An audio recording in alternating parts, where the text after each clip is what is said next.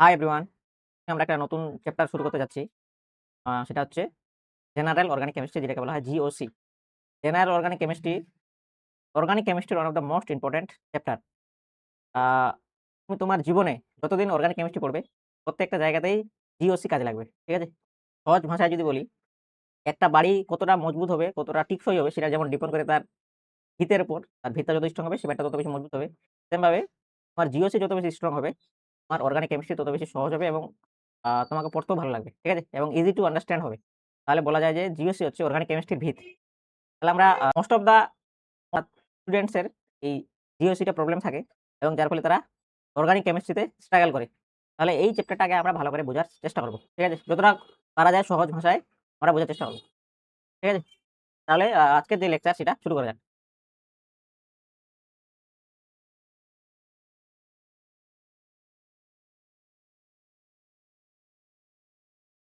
জিওসিতে আমরা যেই টপিকটা নিয়ে আলোচনা করব সেটা হচ্ছে ইলেকট্রনিক ডিসপ্লেসমেন্ট ইফেক্ট। আমরা ওয়ার্ডগুলা শুনেই বুঝতে পারছি কি বলতে চাচ্ছি। ইলেকট্রনিক ডিসপ্লেসমেন্ট মানে ইলেকট্রনের ডিসপ্লেসড হওয়া বা ইলেকট্রনের যে মুভমেন্ট সেটার ইফেক্ট। তো এই ইলেকট্রনিক ডিসপ্লেসমেন্ট ইফেক্টের মধ্যে আমাদের কয়েকটা ইফেক্ট আমাদেরকে এই চ্যাপ্টারের মেইন টপিক, যেমন inductive effect, resonance effect, hyperconjugation, electromagnetic effect. এছাড়াও আরো কিছু থাকে, যেমন SIR effect, steric inhibition, resonance effect, আরেকটা থাকে ফিল্ড ইফেক্ট।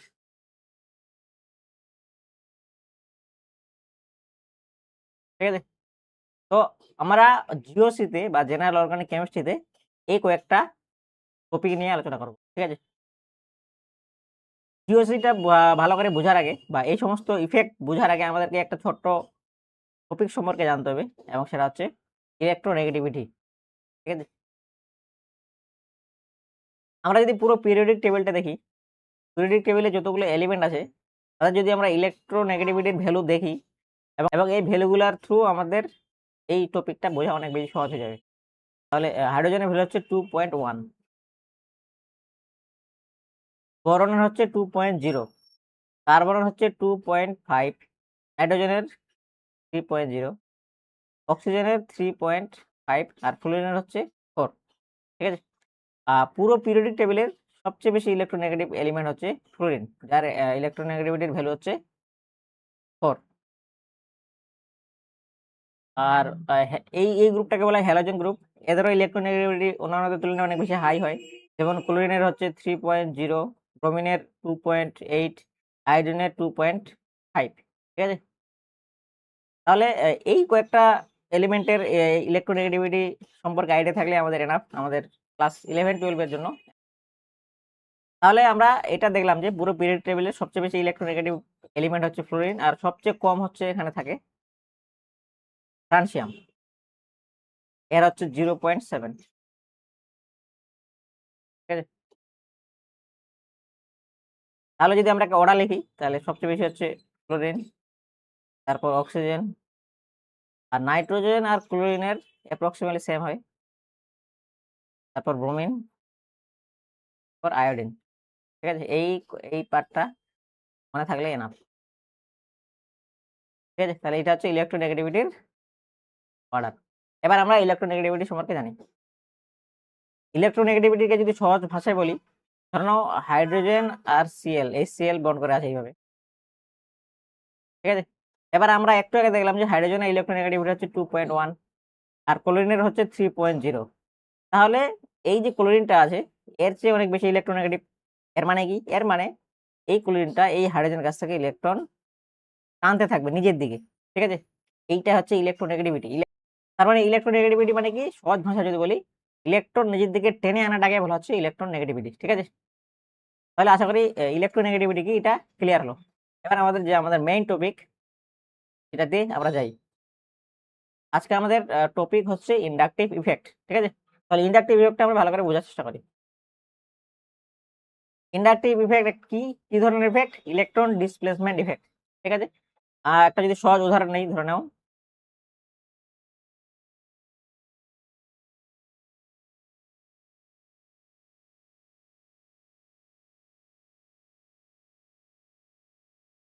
এবার একটু আগে দেখলাম আমরা যে ক্লোরিন আছে, ক্লোরিনের ইলেকট্রোনেগেটিভিটি হচ্ছে 3.0, কার্বনের কত 0.5। ঠিক আছে, তাহলে ক্লোরিন কার সঙ্গে এখানে যুক্ত বন্ড করেছে, কার্বনের সঙ্গে। ঠিক আছে, এবার যেহেতু ক্লোরিনের ইলেকট্রোনেগেটিভিটি হাই, সে ইলেকট্রন নিজের দিকে টানবে, রাইট। এইটাকে আমরা বলি ইলেকট্রন উইথড্রয়িং গ্রুপ। তার মানে যে ইলেকট্রন নিজের দিকে টানছে তাকে বলা হচ্ছে ইলেকট্রন উইথড্রয়িং গ্রুপ, উইথড্র করছে, নিজের দিকে টানছে, এবং এটাকে আমরা ডিনোট করি -I দিয়ে। ঠিক আছে, ইন্ডাকটিভ ইফেক্টকে আমরা ডিনোট করি I দিয়ে। এবার ইন্ডাকটিভ ইফেক্টে যে নিজের দিকে টেনে আনছে, যে সমস্ত গ্রুপটা ইলেকট্রন উইথড্রয়িং গ্রুপ হচ্ছে, সেটাকে আমরা ডিনোট করছি -I দিয়ে। ঠিক আছে, তার মানে এই ইলেকট্রন যে দিচ্ছে, তার মানে এই ইলেকট্রন দিচ্ছে, তাহলে এই পুরো গ্রুপটাকে আমরা বলবো +I ইফেক্ট। ঠিক আছে, ক্লিয়ার? এবার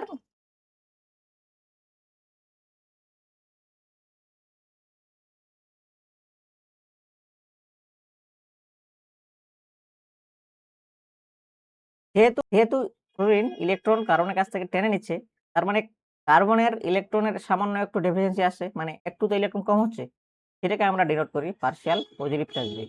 ঠিক আছে, আর যেহেতু সামান্য হলেও ইলেকট্রন ক্লোরিন নিজের দিকে টেনে নিচ্ছে, সেটাকে আমরা ডিনোট করি পার্শিয়াল নেগেটিভ চার্জ দিয়ে। ঠিক, এবার এর এর কাছ থেকে যেহেতু ইলেকট্রন নিয়ে নিয়েছে, তাহলে এর কাছে ইলেকট্রনের ডেফিসিয়েন্সি চলে আসে। এবার এও এর কাছে ইলেকট্রন চাইবে, তাই তো, এই ইলেকট্রন চাইছে, এটাকে আমরা ডিনোট করি পার্শিয়াল পজিটিভ। ঠিক আছে, সেম ভাবে এরও ইলেকট্রন ঘাটতি হয়ে গেছে, এর কাছ থেকে আবার ইলেকট্রন চেয়ে নেবে বা টানবে, তাহলে আমরা এটাকেও ডিনোট করি। ঠিক আছে, তো এটা হচ্ছে ইন্ডাকটিভ ইফেক্ট। এবার যদি আমরা ডেফিনেশনটা দেখি, inductive effect is the displacement of sigma electron. এইটা হচ্ছে সিগমা বন্ডের থ্রু ইলেকট্রনগুলো যাচ্ছে টুয়ার্ডস মোর ইলেকট্রোনেগেটিভ এলিমেন্টস। ঠিক আছে, আচ্ছা, তাহলে আমরা সহজ ভাষায় বলতে পারি ইন্ডাকটিভ ইফেক্ট হওয়ার মেইন কারণ হচ্ছে ডিফারেন্স ইন ইলেকট্রোনেগেটিভিটি। ঠিক আছে, এবার যদি আমরা একটা উদাহরণ নিই, যেমন CH3 CH3। ঠিক আছে, এই কার্বনটা আর এই কার্বনটা একে অপরের সঙ্গে বন্ড করেছে সিগমা বন্ড। এবার এই কার্বনেরও ইলেকট্রোনেগেটিভিটি ভ্যালু আর এর ইলেকট্রোনেগেটিভিটি ভ্যালু সেম, যার ফলে কোনো ধরনের এখানে ইন্ডাকটিভ ইফেক্ট আসবে না, তাই তো। তাহলে আশা করি ইলেকট্রোনেগেটিভিটি ইন্ডাকটিভ ইফেক্ট কি সেটা ক্লিয়ার হয়েছে। ঠিক আছে, এবার আমরা এখানে দেখছি কয়েকটা জিনিস সম্পর্কে আমরা জানলাম, যে ইলেকট্রন উইথড্রয়িং গ্রুপ। এবার এই যে ইলেকট্রন দিচ্ছে, তাহলে এটাকে বলতে পারবো আমরা ইলেকট্রন ডোনেটিং গ্রুপ। ঠিক আছে, এবার এর কাছে যে পার্শিয়াল পজিটিভ চার্জ, এর কাছে যে পার্শিয়াল পজিটিভ চার্জগুলো আছে, ঠিক আছে, এর কাছে সবচেয়ে বেশি ইলেকট্রন কম আছে, কারণ একদম কাছাকাছি, মেইন যেটা গ্রুপ যেটা টানছে সেটার কাছাকাছি আছে, তো এর কাছ থেকে সবচেয়ে বেশি ইলেকট্রন টেনে নেবে সিএলটা। ঠিক আছে, তারপরে ঠিক আছে, তাহলে আশা করি ইন্ডাকটিভ ইফেক্ট জিনিসটা কি সেটা ক্লিয়ার হলো। ঠিক আছে, ইন্ডাকটিভ ইফেক্ট দু ধরনের হয়, একটা হচ্ছে +I ইফেক্ট শো করবে, হচ্ছে -I ইফেক্ট। ইন্ডাকটিভ ইফেক্টকে আমরা বলি I ইফেক্ট। ঠিক আছে, তাহলে +I ইফেক্ট কারা শো করবে, যারা ইলেকট্রন ডোনেটিং গ্রুপ হবে, যারা ইলেকট্রন ডোনেট করবে তারা +I ইফেক্ট শো করবে। -I ইফেক্ট কারা হবে, যারা ইলেকট্রন উইথড্রয়িং গ্রুপ হিসেবে কাজ করবে, যারা ইলেকট্রন টেনে নেবে, উইথড্র করবে, তাদেরকে -I ইফেক্ট বলবো। ঠিক আছে, এবার আমরা অনেকগুলো এক্সাম্পল প্র্যাকটিস করব, এবং সেগুলো প্র্যাকটিস করার মাধ্যমে আমাদের ইন্ডাকটিভ ইফেক্ট বিষয়টা আরো বেশি সহজ হবে। ঠিক আছে, এখানে অনেকগুলো এক্সাম্পল আছে, আর এগুলো প্র্যাকটিস করলে আমাদের আরো বেশি জিনিসটা বুঝতে সুবিধা হবে। ঠিক আছে, তোমরা আগে এগুলো নিজে থেকে চেষ্টা করবে নিজে থেকে করার জন্য, তারপরে আমি করে দিচ্ছি। এখানে যে গ্রুপগুলো সার্কেল করা আছে, তাদের আমাদেরকে বের করতে হবে এটা কি +I ইফেক্ট শো করবে না -I ইফেক্ট শো করবে। ঠিক আছে, যেমন এখানে NH2 আছে, প্রথমে দেখতে হবে যে এই যে নাইট্রোজেনটা যার সঙ্গে অ্যাড আছে সেটা কি কার্বন। আবার একটু আগে আমরা দেখলাম যে নাইট্রোজেনের ইলেকট্রোনেগেটিভিটি কত 3.0, কার্বনের কত 2.5, তাহলে কে বেশি ইলেকট্রোনেগেটিভিটি শো করবে, নাইট্রোজেন। তাহলে ইলেকট্রনটা এই দিক থেকে এদিকে যাবে, মানে নাইট্রোজেন -I ইফেক্ট শো করবে।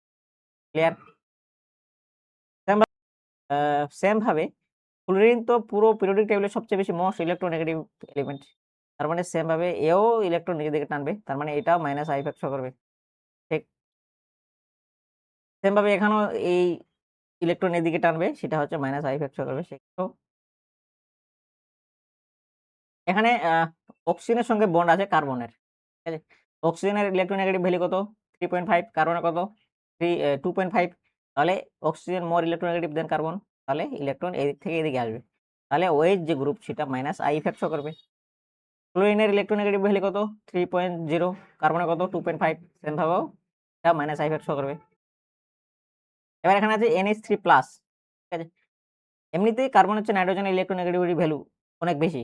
এই ইলেকট্রন নিজের দিকে টানবে। ঠিক আছে? এবার নাইট্রোজেনের মাথায় পজিটিভ চার্জ চলে আসছে। ঠিক আছে? এর ইলেকট্রন আরো বেশি টানবে নিজের এদিকে। এটা মাইনাস আই তাহলে এটা মাইনাস আই ইফেক্ট শো করবে এবং strong minus I effect show করবে। কারণ এর কাছে ইলেকট্রন কমে গেছে। প্লাস মানে কি? নাইট্রোজেনের উপর প্লাস মানে কি?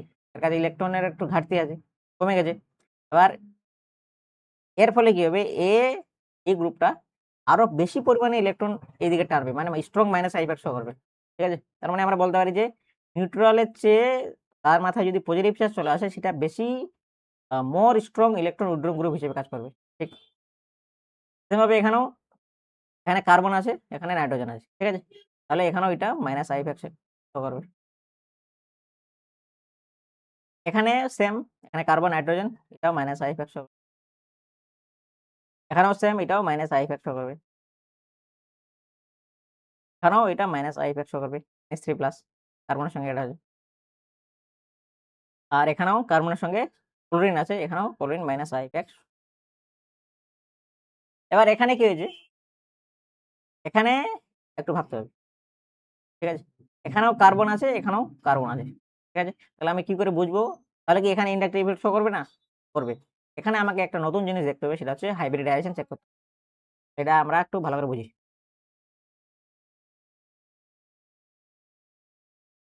এখানে আছে এক্সাম্পলটা।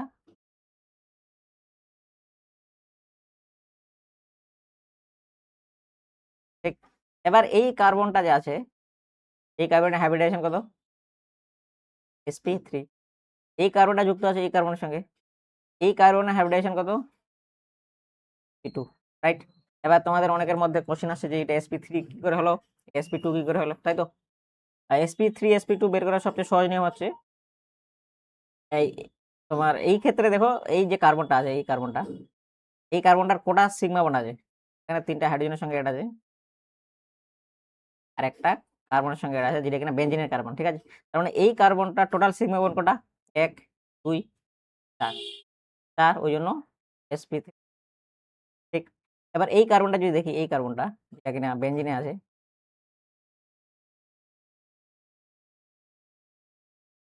এই কার্বনটা সিগমা বন্ড কোটা আছে? একটা সিগমা বন্ড, দুটো, 3টা। এটা তো সিগমা বন্ড না, এটা পাই বন্ড, তাই না? তাহলে এখানে টোটাল সিগমা বন্ড কোটা আছে? 3টা, ওই জন্য। ঠিক আছে? যদি সিগমা বন্ড 2 হতো তাহলে কি হতো? sp হতো। ঠিক। কি করে 4 হলে sp3 হচ্ছে, এইভাবে মাথায় রাখবে। p এর উপর 3 আছে আর s এর উপর কিছু নেই, মানে 1 আছে। তাহলে 3 আর 1 এ 4, ওই জন্য 4। এখানে 3 আছে, তার মানে p এর উপর 2 আর s এর উপর 1, তার মানে 2 আর 1 এ 3, ওই জন্য 3। তাহলে 3 হলে sp2, 2 হলে sp, আর 4 হলে sp3। ঠিক আছে? এটা মাথায় রাখবে। তাহলে এই কার্বনটা যেটা আছে কিনা sp3, আর এই কার্বনটা হচ্ছে sp2, রাইট? এবার আমাকে একটা নলেজ রাখতে হবে, সেটা হচ্ছে ইলেকট্রোনেগেটিভিটি অফ হাইব্রিডাইজেশন। মানে আমরা হাইব্রিডাইজেশন কি পাই? sp2 আর sp3।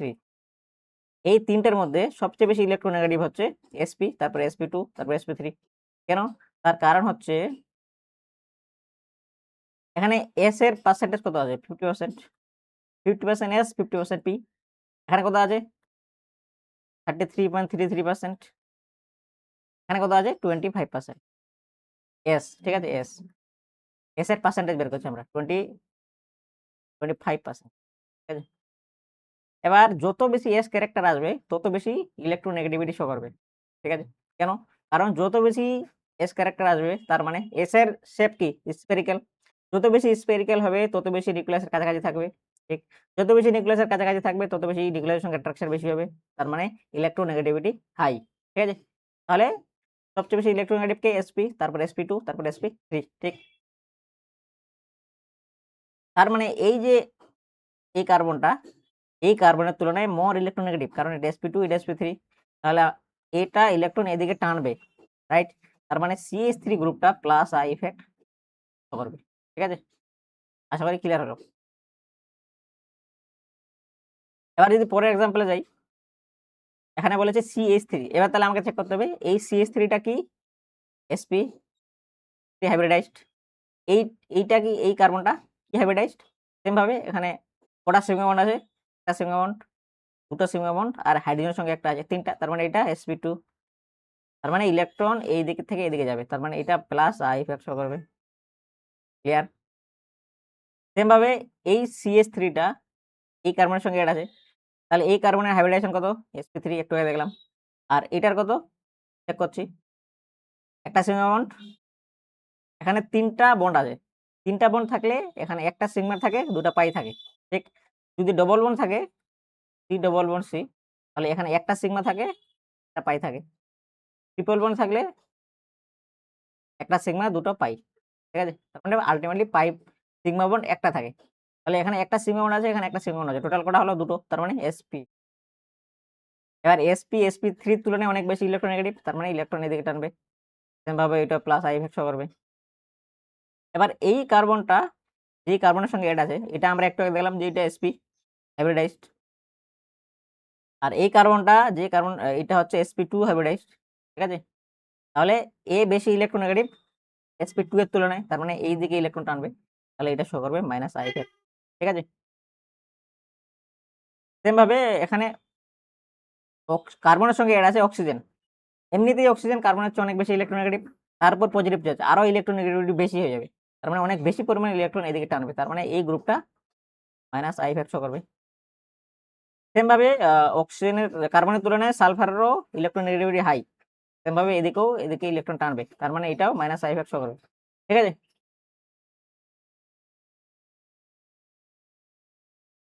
তাহলে এই সমস্ত এক্সাম্পল আশা করি বুঝতেও কোনো অসুবিধা হয়নি। আর sp2 sp3 যদি তোমাদের কমপ্লিকেটেড লাগে, সহজেই এটা মনে রাখবে, যদি কার্বনের সঙ্গে কার্বন ট্রিপল বন্ড থাকলে সেটা হবে sp, আর যদি ডবল বন্ড থাকে কার্বনের সঙ্গে কার্বনের হবে sp2, আর যদি সিঙ্গেল বন্ড থাকে হবে sp3, ঠিক আছে?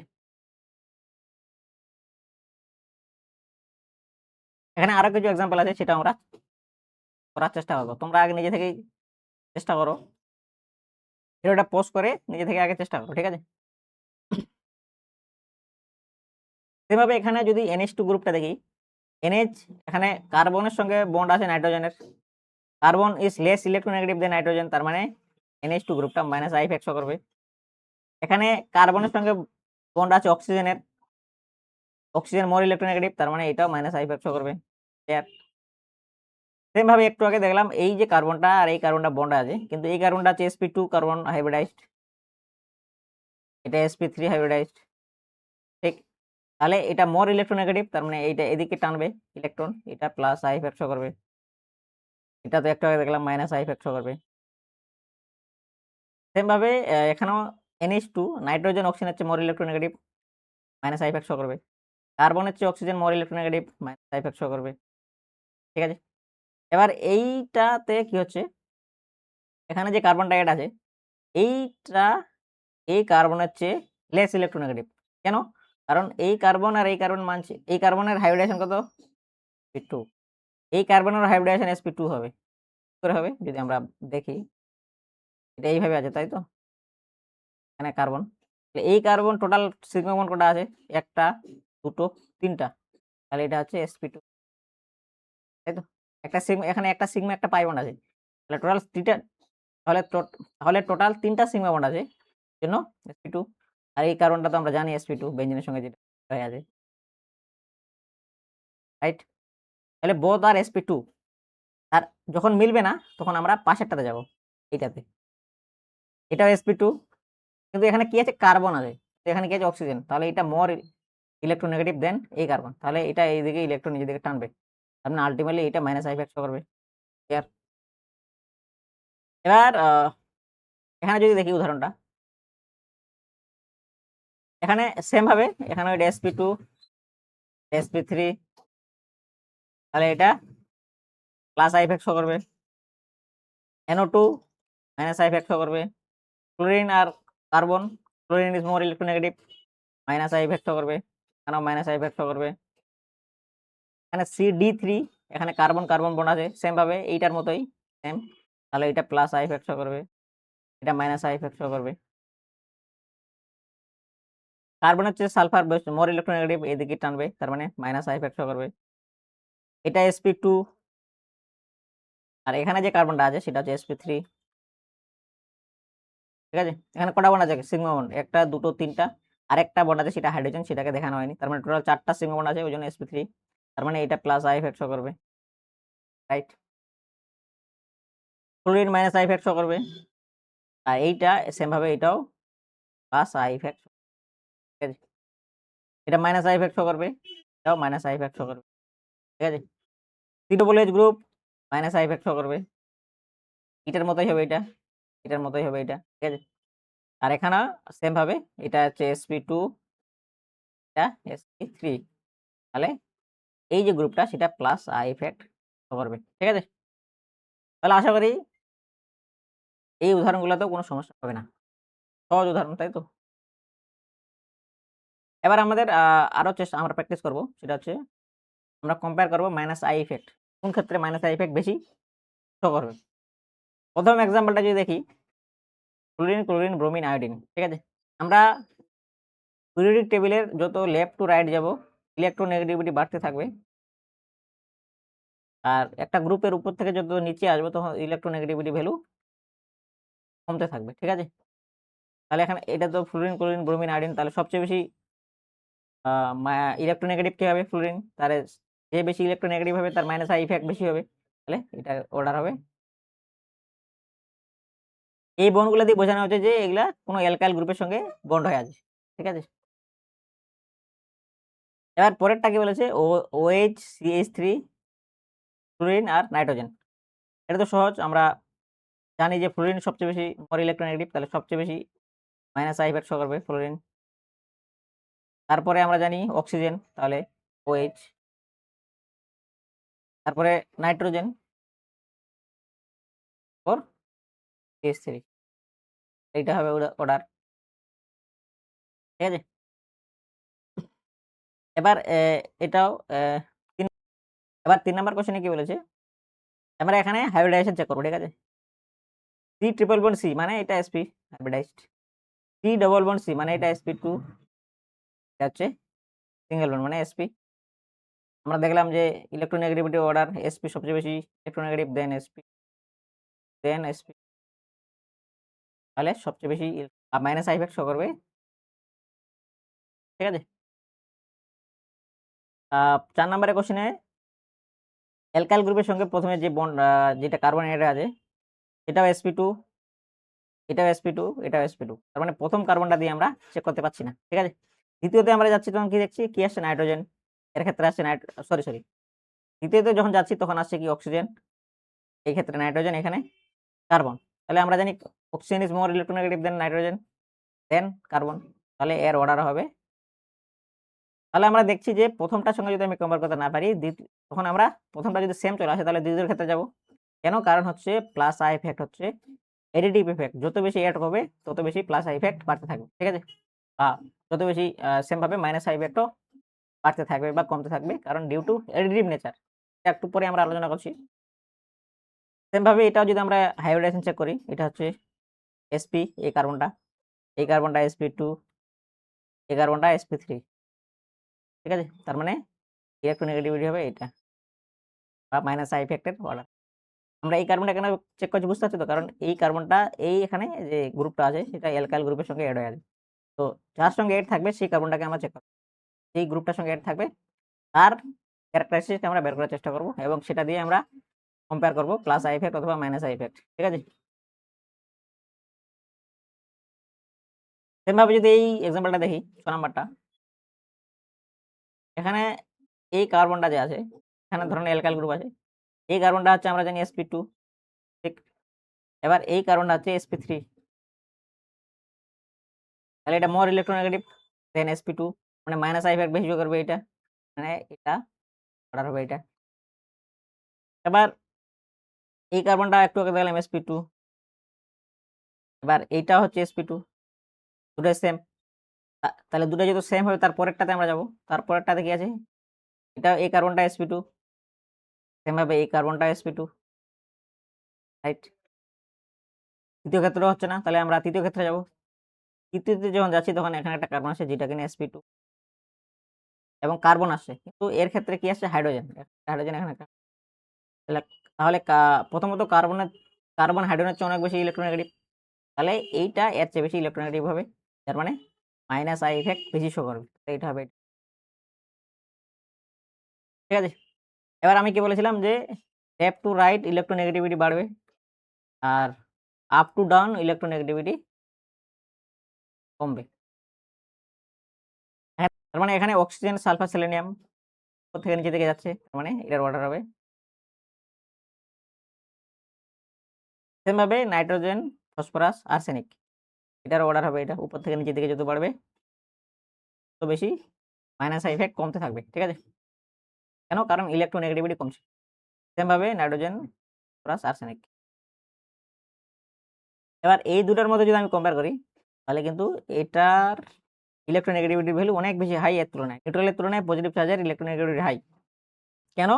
আগেও বললাম যে যখন এর মাথায় পজিটিভ চার্জ আছে মানে এর কাছে ইলেকট্রন কমে গেছে, তো এ আরো চাইবে ইলেকট্রন নিতে, আরো বেশি করে ইলেকট্রন নিতে চাইবে, তার মানে এ minus I effect, strong minus I effect show করবে। ঠিক আছে, সেভাবে এটারও অর্ডার হবে দেন সালফার, সেলেনিয়াম। ঠিক আছে, তাহলে এই ক্ষেত্রেও কোনো সমস্যা হবে না আশা করি।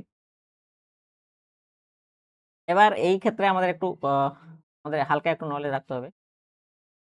CH আর CD, ঠিক আছে, এটা জানি যে হাইড্রোজেন আর ডিউটেরিয়াম হচ্ছে একে অপরের আইসোটোপ। ঠিক আছে, এবার আমরা দেখবো যে কার প্লাস আই ইফেক্ট বেশি শো করে। কেন প্লাস আই ইফেক্ট? কারণ আমরা জানি যে কার্বনের ইলেকট্রোনেগেটিভিটি ভ্যালু হচ্ছে 2.5, হাইড্রোজেনের কত? 2.1। তাহলে কার্বন হাইড্রোজেনের চেয়ে বেশি ইলেকট্রোনেগেটিভ, তার মানে কার্বন হাইড্রোজেন থেকে ইলেকট্রন নিজের দিকে টানবে, মানে এটা মাইনাস আই ইফেক্ট শো করবে, প্লাস আই। সেমভাবে এইটাও মাইনাস আই, এটা প্লাস। ঠিক, তো হাইড্রোজেন আর ডয়টেরিয়ামের মধ্যে কে বেশি strong plus I effect show করবে সেটা আগে আমাকে জানতে হবে। ঠিক আছে, হাইড্রোজেনের তুলনায় ডয়টেরিয়াম হচ্ছে একটু হেভি হওয়ার ফলে কি হয়? কার্বনের সঙ্গে যে ডিউটেরিয়ামের যে বন্ডিং ওভারল্যাপ হয় সেটা অনেক বেশি ইফেক্টিভ হয়। ঠিক আছে, তার মানে আমরা বলতে পারি যে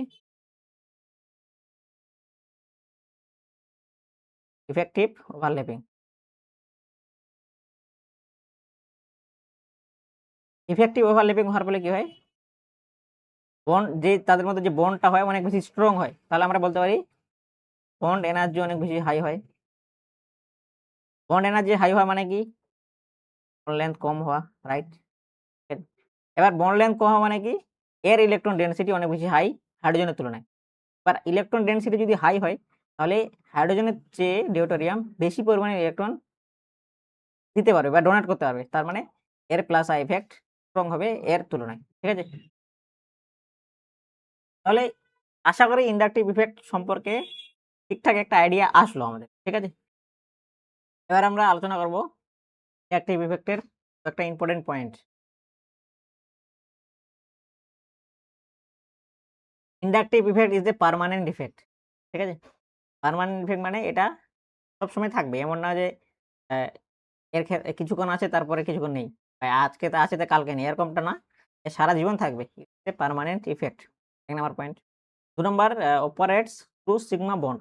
এটা আমরা অনেকগুলো যে উদাহরণ করলাম সেখানে দেখলাম এরকম আছে কন্ডিশন, এখানে ফ্লুরিনটা হচ্ছে মোর ইলেকট্রোনেগেটিভ, তার মানে ইলেকট্রন টানবে, কার থ্রু থাকবে? সিগমা বন্ডের থ্রু টানবে। ঠিক আছে, এটাই বলা হচ্ছে অপারেটস থ্রু সিগমা বন্ড। ঠিক আছে, সিগমা বন্ডের থ্রু থেকে ইলেকট্রনটা এদিকে যাবে, এটা মাইনাস আই ইফেক্ট শো করবে, এটা plus. Post by electronegativity difference, এটা আমরা দেখলাম যে যার ইলেকট্রোনেগেটিভিটি ভ্যালু বেশি, ঠিক আছে, সেই ইলেকট্রন নিজের দিকে টানছে, এবং নিজের দিকে টানছে বলেই তো ইন্ডাকটিভ ইফেক্ট শো করছে। যে টানবে সে মাইনাস আই ইফেক্ট শো করবে, যে দিবে সে প্লাস আই ইফেক্ট শো করবে। ঠিক আছে, তারপর হচ্ছে ডিক্রিজ উইথ ডিস্টেন্স, যত বেশি ডিসটেন্স বাড়বে তত বেশি ইন্ডাকটিভ ইফেক্টের পাওয়ার সেটা কমতে থাকবে। ঠিক আছে? যেমন ১ম যে উদাহরণটা আমরা দেখেছিলাম ইন্ডাকটিভ ইফেক্ট বোঝার সময় এখানে, তাহলে আমরা বলতে পারি যে এখান থেকে এদিকে যাচ্ছে তত ডিসট্যান্স এখানে বাড়ছে এইদিকে বাড়ছে। তাহলে এর প্লাস আই ইফেক্ট সবচেয়ে কম, তারপর এর, তারপর এর। ঠিক আছে? সবচেয়ে বেশি হচ্ছে প্লাস। ঠিক আছে? তারপর আমরা এটাকে এইভাবেও লিখতে পারি। আছে প্লাস আই ইফেক্ট এর অর্ডার। ঠিক আছে? যত বেশি ডিসট্যান্স বাড়বে তত বেশি ইফেক্ট কমতে থাকবে।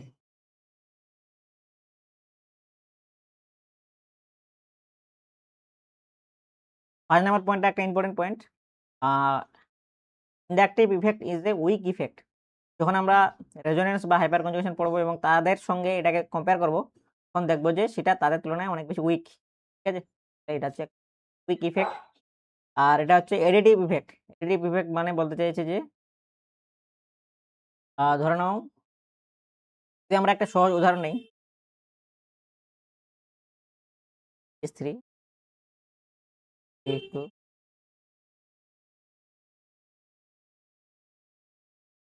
S3 ঠিক আছে? উপর থেকে নিচে যত আসবো তত বেশি প্লাস আই ইফেক্ট বাড়বে। Due to additive effect. Inductive effect হচ্ছে অ্যাডিটিভ ইফেক্ট। যত বেশি এড হবে তত বেশি বাড়বে। তাহলে এদিক উপর থেকে যত নিচে আসবে তত প্লাস আই ইফেক্ট বাড়বে। সেম ভাবে ধরে নাও